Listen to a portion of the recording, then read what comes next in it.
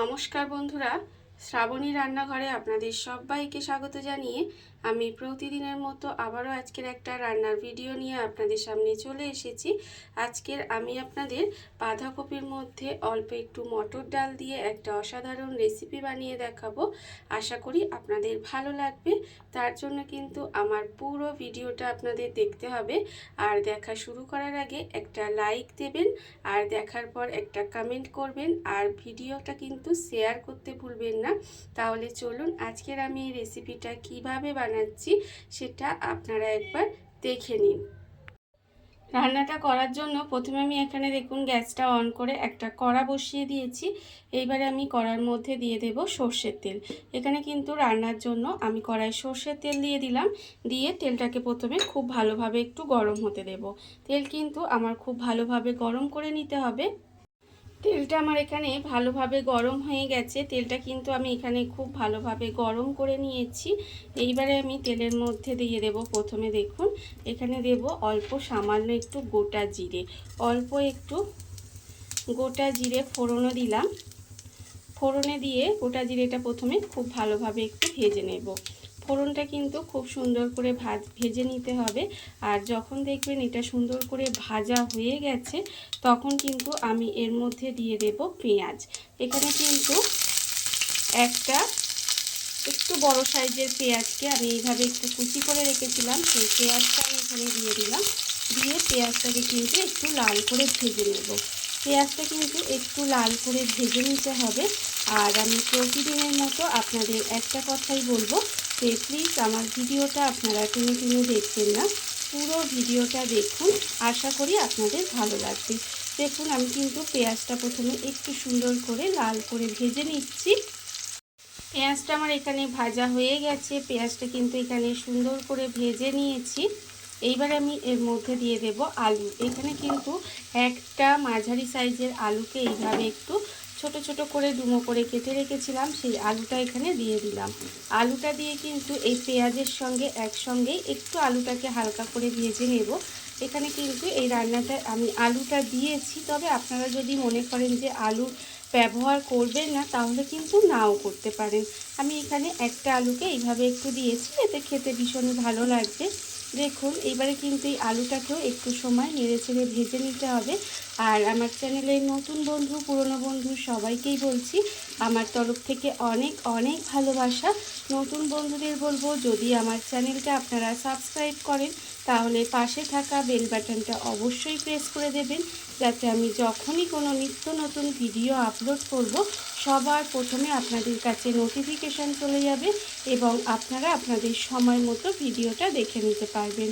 আর পুরনো বন্ধুদের বলবো এইভাবে আমার পাশে থাকার জন্য, আমাকে এগিয়ে যেতে সাহায্য করার জন্য আপনাদের অসংখ্য অসংখ্য ধন্যবাদ। দেখুন আমি কিন্তু আলুটাকে একটু হালকা করে পেঁয়াজের সঙ্গে ভেজে নিয়েছি। আর এই রকম একটু ভেজে নিলেই হবে। এইবারে আমি এর মধ্যে দিয়ে দিচ্ছি, দেখুন এখানে আমি রেখেছি আদা আর রসুন একটু গ্রেট করে রেখেছি, সেই গ্রেট করা আদা রসুনটা দিয়ে দিলাম। এখানে 1 ইঞ্চির মতো আমি আদা নিয়েছি আর 4 কোয়া রসুন নিয়েছি, সেই আদা রসুনটা একসঙ্গেই গ্রেট করে নিয়েছিলাম।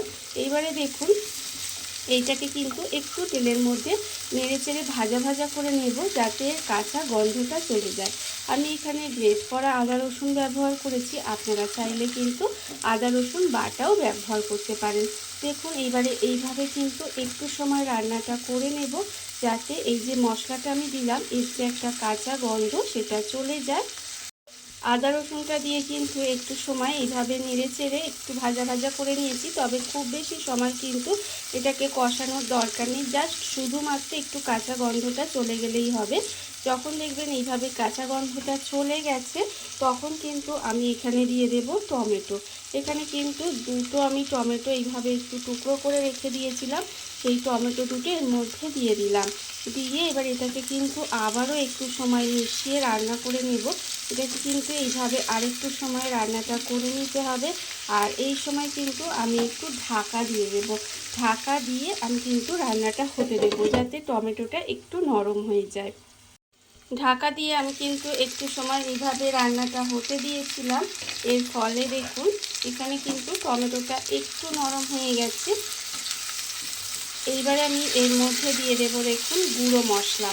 এখানে কিন্তু আমি গুঁড়ো মশলার মধ্যে রেখেছি নুন, আন্দাজ মতো নুন রেখেছি, 1 চামচ হলুদ গুঁড়ো, 1 চামচ লঙ্কার গুঁড়ো, 1 চামচ ধনের গুঁড়ো, 1 চামচ জিরের গুঁড়ো আর 1/2 চামচ চিনি। এই গুঁড়ো মশলাগুলো এখানে দিয়ে দিলাম। দিয়ে আবারও কিন্তু এই মশলাটা একসঙ্গে খুব ভালোভাবে কষিয়ে নেব। আর এই মশলাটা কষানোর সময় আমি কিন্তু এর মধ্যে দিয়ে দেব অল্প সামান্য একটু জল। তার কারণ অল্প একটু জল দিয়ে দিলাম, না হলে আমি এখানে গুঁড়ো মশলা দিয়েছি, মশলাটা না হলে পুড়ে যাবে। সেই জন্য অল্প সামান্য একদম একটু জল দিয়ে দিলাম।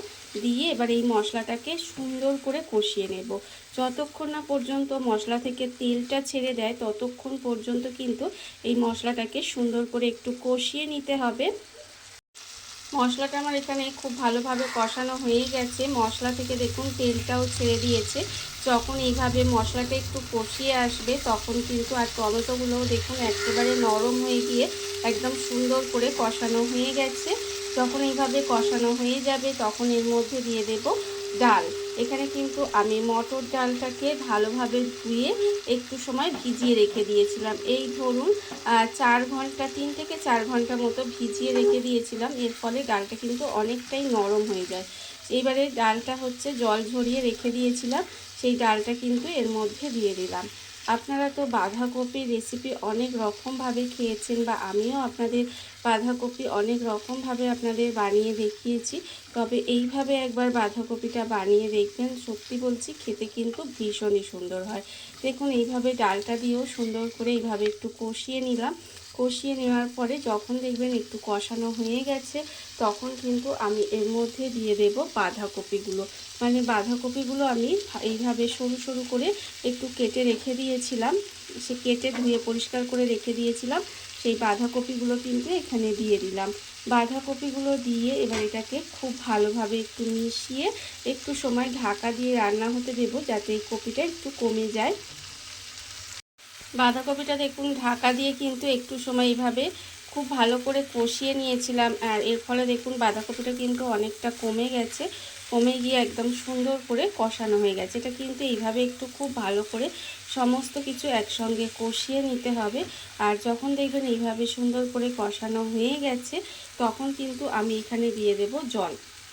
এখানে কিন্তু পরিমাণ মতো জলটা দিয়ে দিতে হবে, আর যাতে বাঁধাকপি আলু আর ডালটা সেদ্ধ হয়ে যায়। তবে খুব বেশি জল লাগবে না এই রান্নাটায়। তার কারণ হচ্ছে এখানে তো আলুটা একটু ভাজা আছে আর ডালটাও ভেজানো ছিল, যার জন্য ডালটাও কিন্তু অনেকটা নরম হয়ে গেছে। এইবারে দেখুন এটাকে কিন্তু এইভাবে একটু সময় ঢাকা দিয়ে রান্না হতে দেব। এটা কিন্তু ঢাকা দিয়ে একটু সময় রান্না করে নিতে হবে, যাতে এটা খুব ভালোভাবে সেদ্ধ হয়ে যায়। প্রথমে গ্যাসটাকে লো টু মিডিয়ামে দেব, তারপরে একদম লোতে দিয়ে এটাকে সুন্দর করে রান্না করে নিতে হবে। ঢাকা দিয়ে আমি বেশ কিছুক্ষণ এইভাবে রান্না হতে দিয়েছিলাম, আর এর ফলে আমি আপনাদের দেখাচ্ছি। দেখুন এখানে কিন্তু আলু আমার সেদ্ধ হয়ে গেছে, বাঁধাকপি তো সিদ্ধ হয়ে রান্না হয়ে গেছে দেখতেই পাচ্ছেন, আর এই যে আলুও কিন্তু একদম সেদ্ধ হয়ে গেছে দেখুন। আর এখানে যে ডালগুলো ছিল আপনাদের দেখাচ্ছি, ডালগুলো কিন্তু সেদ্ধ হয়ে গেছে, তবে পুরো একেবারে গলে যায়নি। এরকমই কিন্তু ডালগুলো আমার হবে। দেখুন এই যে আপনাদের প্রচণ্ড গরম, আমার হাত দিয়ে ভেঙে দেখাচ্ছি, দেখতেই পাচ্ছেন যে এগুলো কিন্তু একদম নরম হয়ে গেছে, অথচ একেবারে গলে যে কিন্তু যাবে না। এইরকমই হলে কিন্তু রান্নাটা খেতে ভালো লাগবে।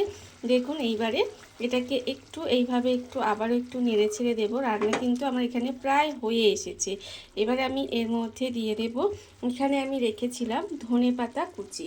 এখানে কিন্তু বেশ কিছুটা ধনেপাতা কুচি ওপর থেকে দিয়ে দিচ্ছি। ভীষণই সুন্দর খেতে লাগে এটা। এটা আপনারা ভাত দিয়েও খেতে পারেন, রুটি, লুচি, পরোটা যে কোনো কিছুর সাথে কিন্তু আপনারা খেতে পারেন, খেতে ভীষণই ভালো লাগে। এইবারে দেখুন এটাকে কিন্তু এইভাবে আরেকটু মিশিয়ে একটু শুকনো শুকনো করে নেব, মানে এই যে আরেকটু জলো জলো ভাবটা আছে এটাকে কিন্তু আরেকটু শুকনো শুকনো করে নিতে হবে। দেখুন রান্না কিন্তু আমার এখানে হয়ে গেছে। আমি কিন্তু এটা এইভাবে আরেকটু সময় রান্না করে নিয়েছি আর একেবারে এরকম মাখো মাখো হয়ে গেছে। এখন যেটুকু যে জলো জলো ভাবটা আপনারা দেখতে পাচ্ছেন, এটা কিন্তু ঠান্ডা হলে এতটা জলো জলো ভাব থাকবে না, একদম শুকনো শুকনো মতো হয়ে যাবে। আর এরকমই কিন্তু এটা খেতে ভালো লাগে। দেখুন রান্না আমার একেবারে রেডি হয়ে গেছে। এবারে আমি গ্যাসটা অফ করে দেব আর আপনাদের পরিবেশন করে দেখাবো ঠিক কেমন হলো। দেখুন বন্ধুরা, বাড়িতে থাকা কত অল্প উপকরণে, কত অল্প সময়, কত সুন্দর বাঁধাকপির মধ্যে অল্প একটু মটর ডাল দিয়ে একটা অসাধারণ রেসিপি তৈরি হয়ে গেছে। আপনারা দেখতেই পেলেন। আর এটা কিন্তু খেতে ভীষণ সুন্দর হয়। এইভাবে আপনারাও একদিন হলেও বাড়িতে বানিয়ে দেখতে পারেন। আর এই ভিডিওটা যদি আপনাদের ভালো লেগে থাকে, আপনারা আমার চ্যানেলটা সাবস্ক্রাইব করে এইভাবে আমার পাশে থেকে যেতে পারেন। তাহলে চলুন আজকের ভিডিওটা এই পর্যন্তই। নমস্কার।